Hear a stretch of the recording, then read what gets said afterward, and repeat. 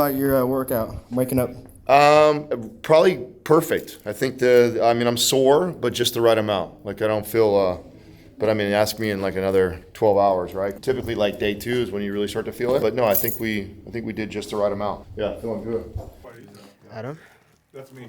Oh, Sal? Shit.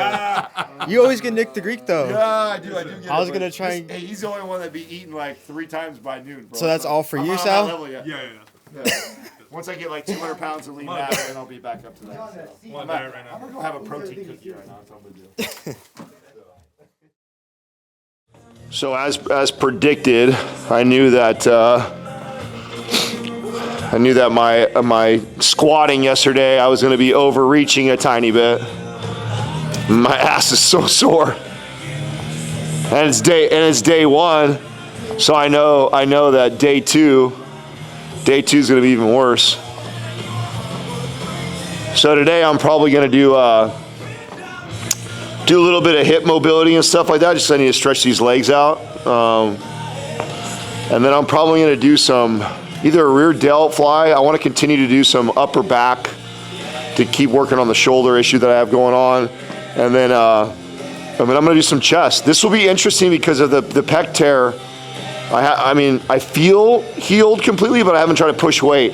And we'll probably do, I'm going to do dumbbells because I want something that is going to contour to me and not a barbell fixed position. So here's another example of me kind of modifying because it'll help with how I feel, so we'll see. But I'm gonna probably have to go really, really light, so.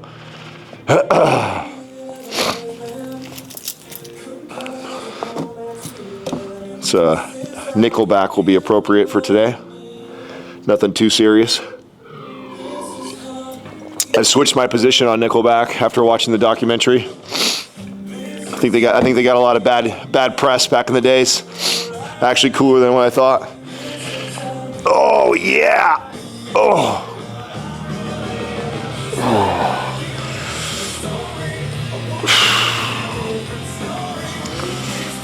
See you, Josh.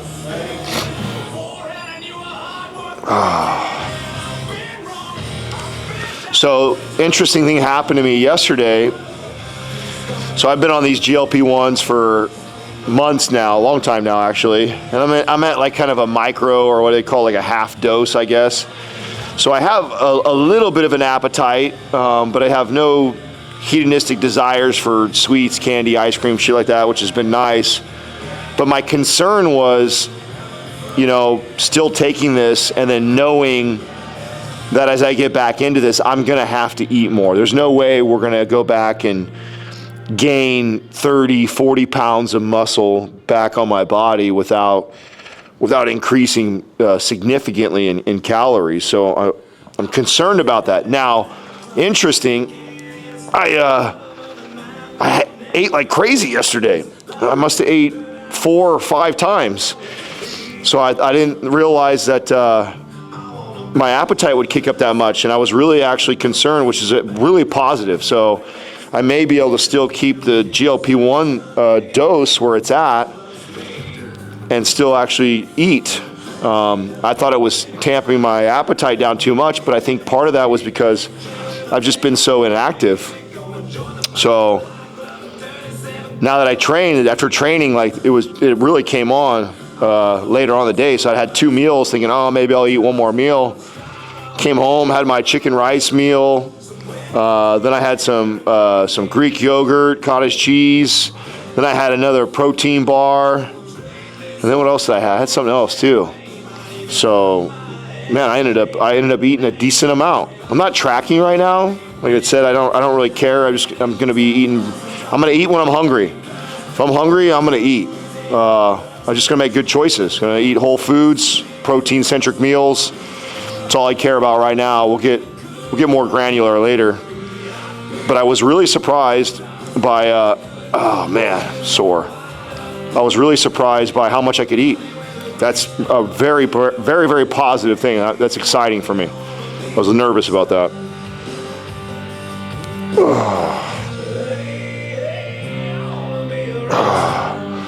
Now, I'm not doing legs today, but I still want to do mobility. And the reason why is this will help facilitate recovery. So overreached a little bit, just like I thought. As embarrassing as that is, I didn't even need to lift that much weight on my legs. I'm sore than I should be. So to help facilitate that recovery, just doing a little bit of mobility. This is going to promote blood flow, oxygen, more blood flow, more oxygen, more nutrients getting to that muscle. This is only going to speed up the recovery process. Now, that doesn't mean I'm going to go train them. Training them will not facilitate recovery faster. They've already got enough damage. They need to recover. I want them to grow. I want them to build. I've already sent a loud enough signal that, hey, we need more muscle in our legs because this guy's going to make us lift weights. I've already taken care of that. Now at this point, we overreached a little bit. We're sore. So one of the best things I can do to help facilitate recovery is just to do some mobility work. So that's the reason why we're going to do this, even though I don't need to really prime my lower body right now, because I'm going to do upper body stuff. But I definitely want to promote some recovery. Oh. And I'll feel better after doing this, that's for sure. Oh.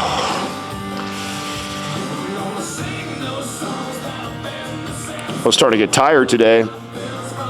Man, I tell you what, slept like a baby last night. Oh, I forget how connected my sleep is to my training. When I'm not training, especially if I'm drinking caffeine like I am, I don't sleep as good, or I don't fall asleep early. And last night, appetite kicked up right away. Sleep was really good. It's a really good sign. Really, really good sign. Oh, you know, this is the type of stuff too. You try and teach your clients to pay attention to these things: energy, libido, hair, mood, strength, sleep. And even though we all got these aesthetic goals, right? I want to get buff. I want to build muscle. I want to lose body fat. But there's so many other indicators that we're moving in the right direction. And sometimes the aesthetic part, right? The body fat percentage, the muscle, the waistline, the stuff that we all care about, right? Sometimes that's slow to move. And if you're so focused on that, that can really steer you in the wrong direction, because that can get swayed, man. You a little bit of water retention, have a stressful day, don't sleep so well. All of a sudden you got some bloat, you eat something that you weren't supposed to, upset your stomach, now you're holding an extra 5 pounds of water. And then all of a sudden you think you're doing something wrong, and so you overcorrect. You start doing a bunch of cardio, you start cutting calories, or you pick up the intensity in your training because you're like, oh shit, I'm not looking good, I need to change this. But it's important to look at all those other signs. Those other signs tell me, like, okay, I'm doing some of the right things, so focusing on that. Don't worry, I know the aesthetics, the muscle, the jack me will come. It just takes time. Hang in there. Oh. Do another round of the legs. Oh. Oh.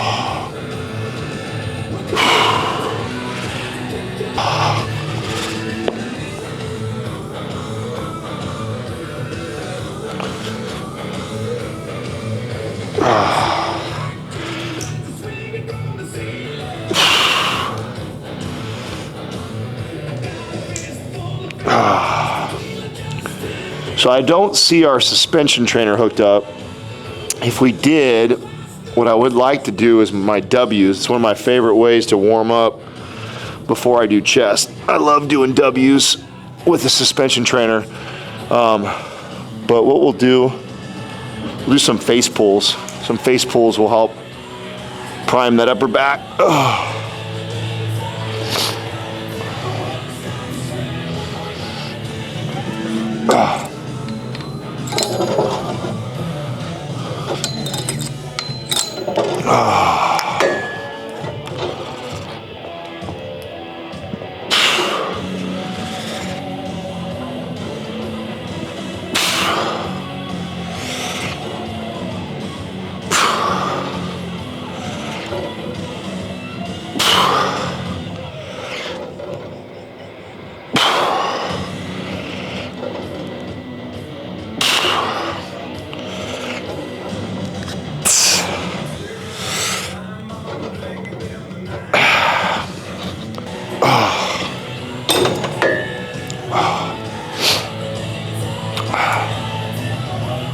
So I think what I'm going to do as I make up this shit as I go. So I'm gonna do 2 sets of face pulls.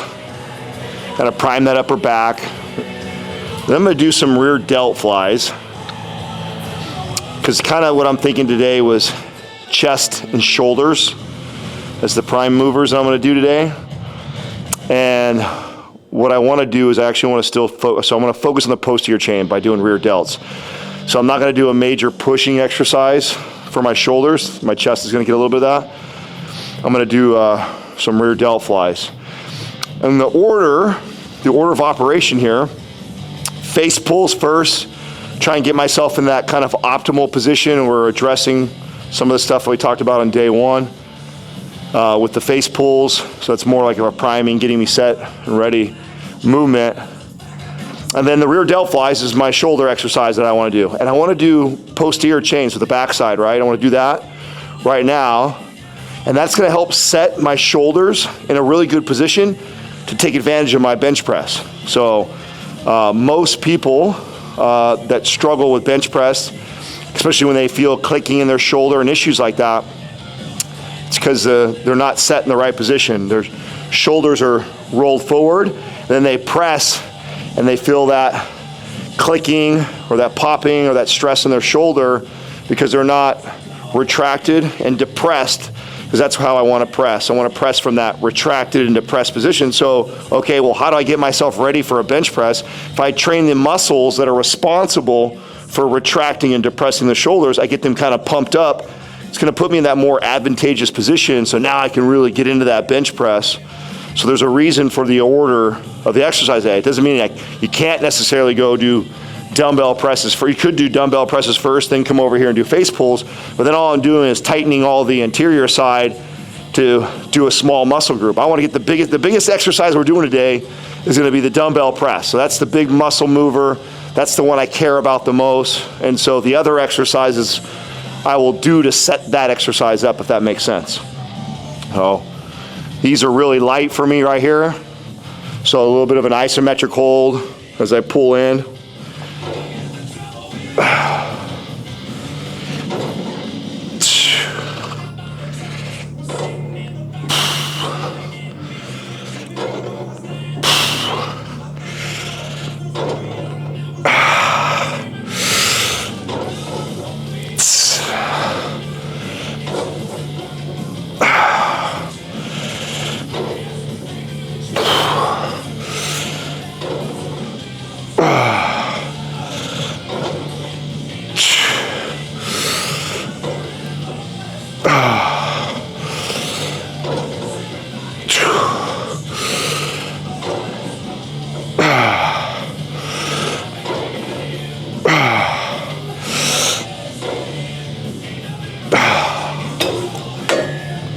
Oh yeah. I already feel those shoulders getting set back. Already makes better. That feels a lot better already. It's crazy. I already feel like, I don't know, maybe give it another week or two probably. Definitely after a couple good back routines. I think my shoulder pain should start to go away. It's exciting considering I've been in shoulder pain for the last two plus months. So let's just pray when we do the chest press that I don't feel anything weird. A little nervous. So I think I'm gonna do dumbbell rear flies. I love the cables. I'll do the cables when I'm getting more after it, but I think I'll sit over here, get some light. I don't know, let's start with 20-pound dumbbells, see how that feels.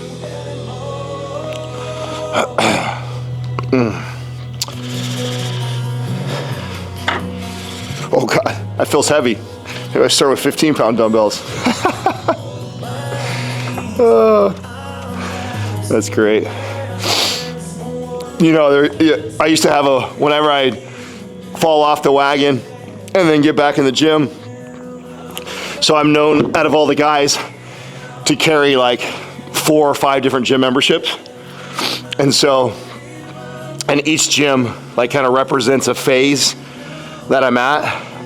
And so when I'm having to do like the little silver dumbbells or the super light dumbbells, I go to more like a spa-like gym, you know, a really high membership where they do massage therapy and like everybody's like 70 years old inside the gym. So when I first start, I'll go in there and I don't feel that bad when I'm lifted like that, right? Then I start to get a little bit of momentum. All right, I'm feeling better. Get a little stronger, maybe a little leaner.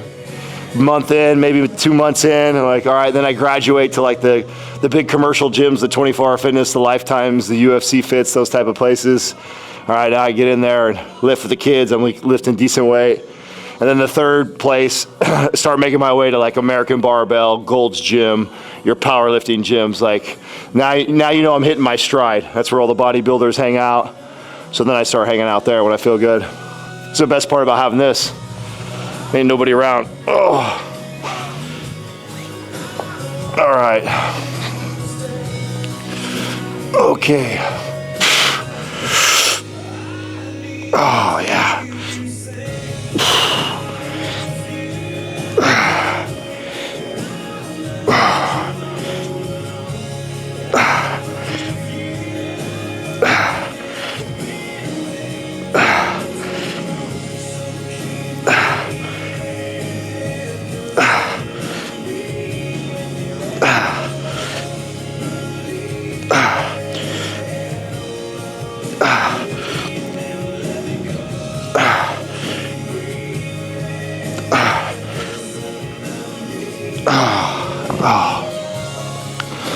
Absolutely I love the train rear delt.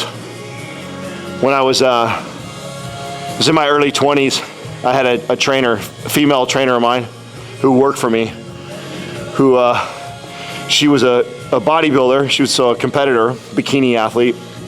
And I had her, I was like 22 years old this time. And I have her critique my physique. I'm like, hey, Sabrine, how's my physique? What would you tell me? And she had this like thick accent. You have weak shoulders. That's what she says to me. This just totally broke my heart. Although she was so true. That time in my life, I used to train, and my thought process was, oh, if I'm doing chest, I get a lot of anterior delts. If I'm doing back, I get a lot of rear delts. And so I'll just throw some lateral raises in there every once in a while and then call it a day for shoulders. And so and then I used to love training bis and tris, so I had this big old meaty arm, but then no shoulders. So I just had all bicep, tricep, weak ass shoulders. And so that sent me on a mission to go build my delt. And on that mission to doing that, I found the secret sauce to me was rear delts, because your rear delts are a little bit bigger and they give you that kind of spade look on the back. And I really started to see the shape of my delts come when I started to do that. Not to mention that a lot of people do rear delts wrong. They get a lot of their back, they get a lot of their traps, they get a lot of rhomboids involved because they pick a weight that's too heavy and they start squeezing the back and they use those big back muscles to fly. And it's a real delicate movement when you're trying to just target the rear delt. The rear delt is responsible for a very small range of motion. And so when you fly, you're not flying back and squeezing your back, you're opening out. So I fly out. And as I'm flying out, I'm thinking about that rear delt. I'm trying to flex that rear delt as I come out, which is why you saw me grab the 20s. I could tell just by grabbing them, although I get up to 50 pounds on this, controlled. Obviously, I'm far from that. But I know I don't even need to use, I probably could have even done 12s because it doesn't take much, and it's important that you don't get into this swinging motion because then you just end up training more back. And if you want that rear delt spade look on your shoulder, you got to be able to control the weight and fly out. So I got really good at that and really good at picking exercises that targeted that. Blew my shoulders out. That was like one of my strengths when I was competing, was my delts in my back. All right, here we go. So fold over and I fly out, not back. Fly out and I'm trying to flex that rear delt at the top.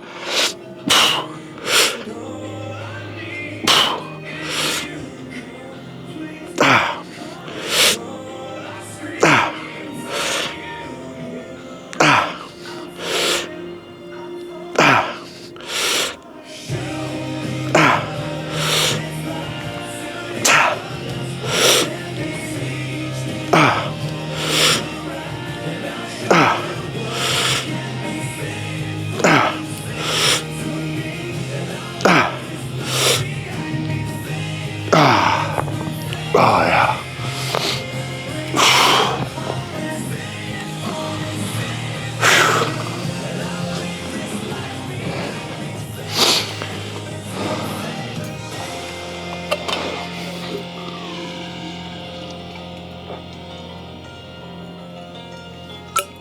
I really like this gym now. I think I had a hard time training in it before when it was messy. I don't like a messy house. I don't like a messy car. I don't like a messy gym. Looked like a frat house between a bunch of boys lived here. Now it's motivating to lift in here. All right, one more set of these. One more set.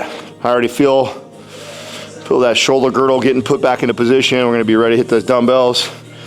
We'll all pray together. Hopefully I can lift some decent weight and not hurt myself here.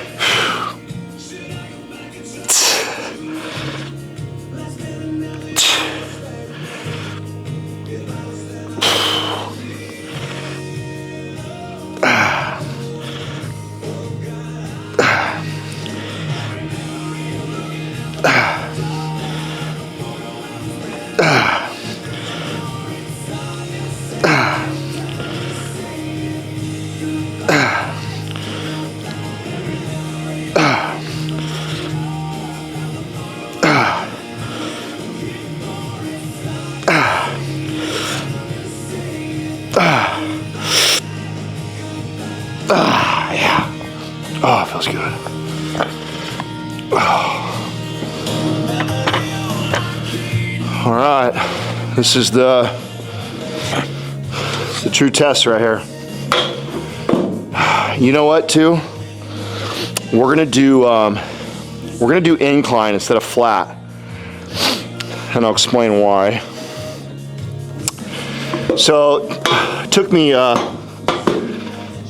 quite a few years as a trainer before I figured this out, but a lot of people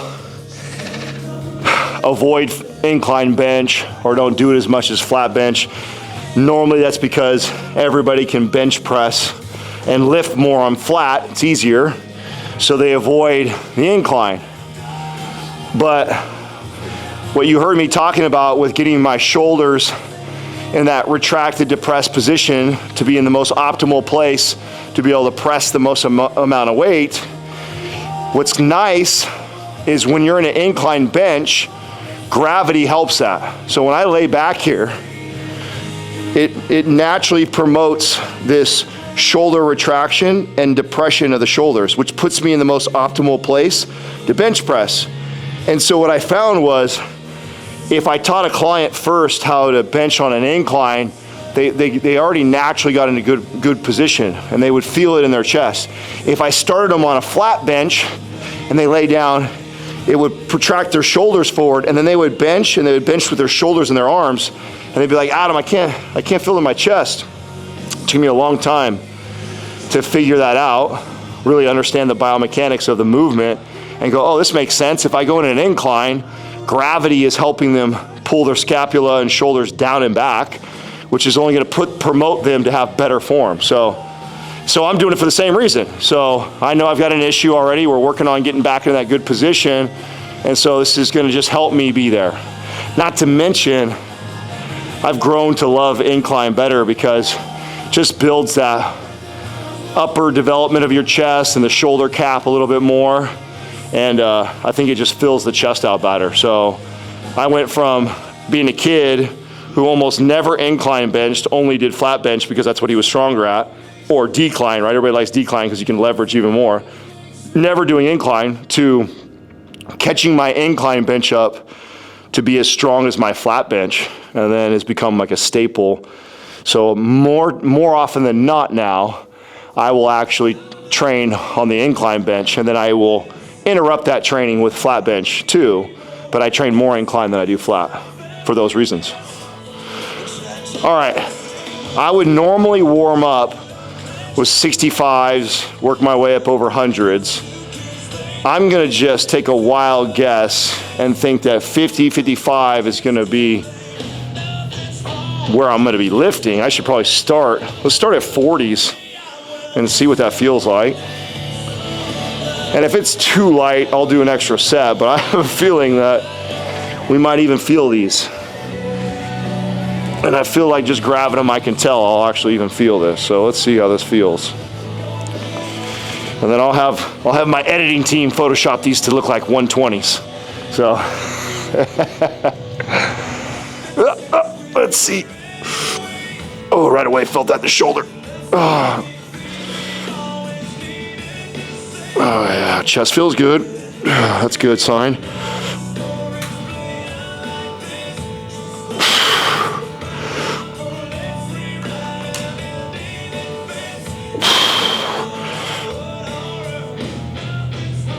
Definitely feel the chest feels a little different. Definitely feels like it's been injured.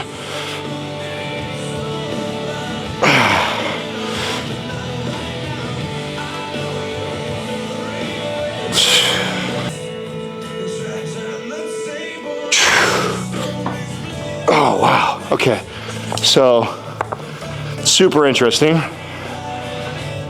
That's deceivingly hard. I can definitely feel that feels weird. First initial dropping back, and can right away feel my shoulder was out of position. And so I had to really over exaggerate the retracting, and then it felt okay. And then it just feels like, almost like something's missing a little bit on that chest on the left side. Now what's wild is, I mean, I can obviously tell I can lift significantly more weight. Don't want to risk popping or tearing if I'm still at the healing process here. So I want to challenge the chest. I want to try and stimulate growth. That's only going to facilitate recovery and healing, but I don't want to overdo it. And so, you know, something that, a tool that I utilize is Isometrics, or just a really slow tempo. So, you know, I used to teach clients that if you are at a point where I hand you a pair of dumbbells and you're like, oh, Adam, that's way too easy, make them hard. Make them hard, slow them down. Slow down the tempo. Slow it down to 5, 6 seconds. Do a pause, do a hold, do an isometric hold at the bottom. Which is what you kind of see me doing right now, is I can tell it's a light enough weight that I could go heavier, but why risk that? And just for ego, to show the camera I can do more weight, I don't give a shit about that. I know that I haven't done any chest presses that I'm gonna stimulate some growth right now. I care more about risking injury, keeping my form tight, so I'll just slow the tempo down. I'll slow the tempo down, get an isometric hold at the bottom, squeeze the top.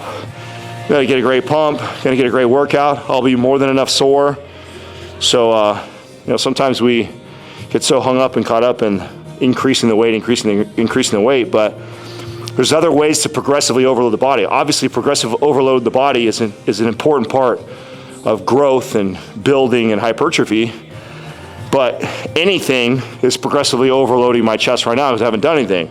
So that's first and foremost. And then two, if it's that easy, that light, I just slow it down, make it hard.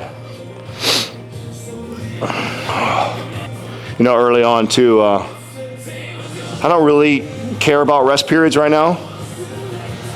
Again, talk to you guys about, you know, turning those dials just a tiny bit, you know, messing with tempo, messing with rest periods. These are all ways for me to progressively overload the body and manipulate change, right?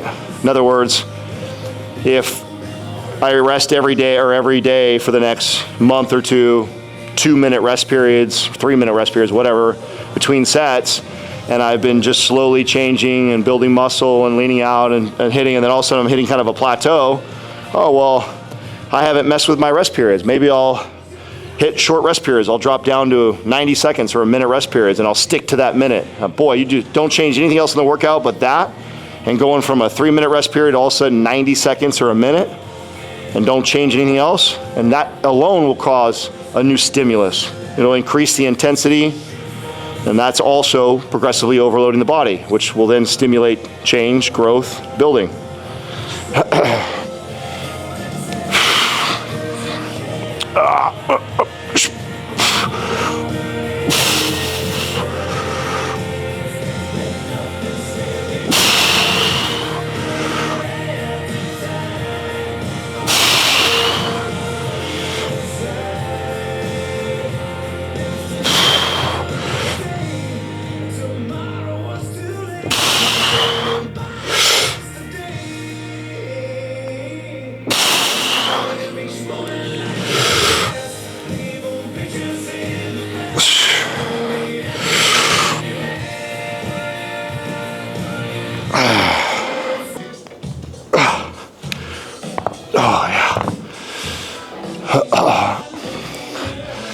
So I promised that I would share if I mess with any supplements or I take anything as I'm going through these sets right now.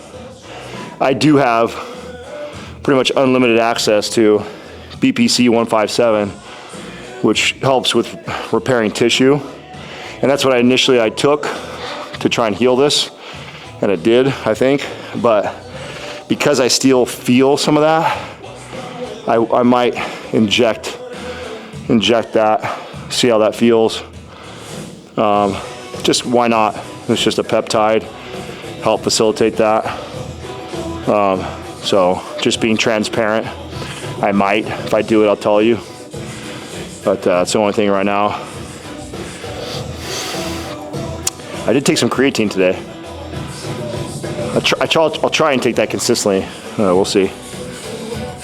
I wish I was as disciplined as Sal was. Sal carries his little purse around. Takes all his supplements. Like, that guy's so religious with his supplements. I'm terrible. I'm like the worst patient ever. Oh,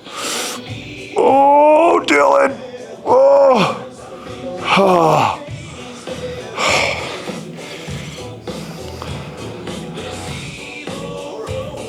Oh, God. How's your energy feeling today compared to yesterday? Energy feels good.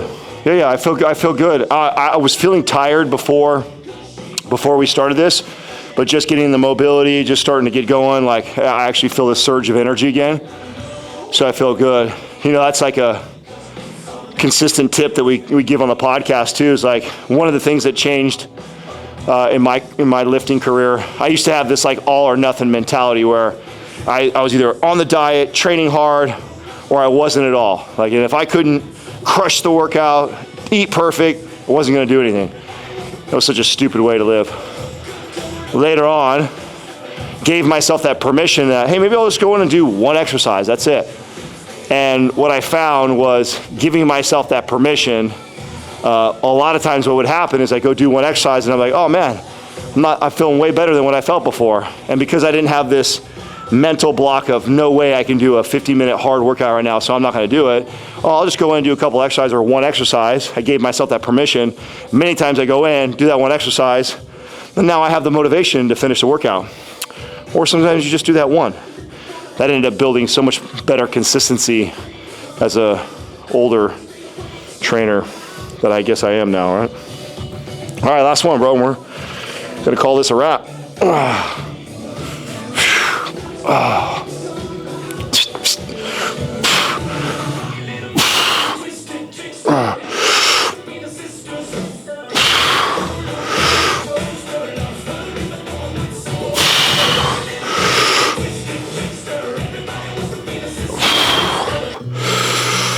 Let's see that CNS. Oh, shake it like a leaf right now.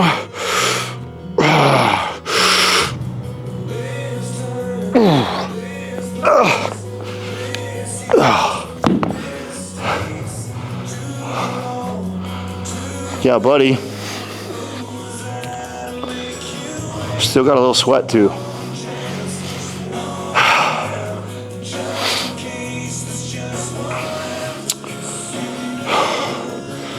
We'll see what I do tomorrow after that. But that's day 2 in a wrap, dude.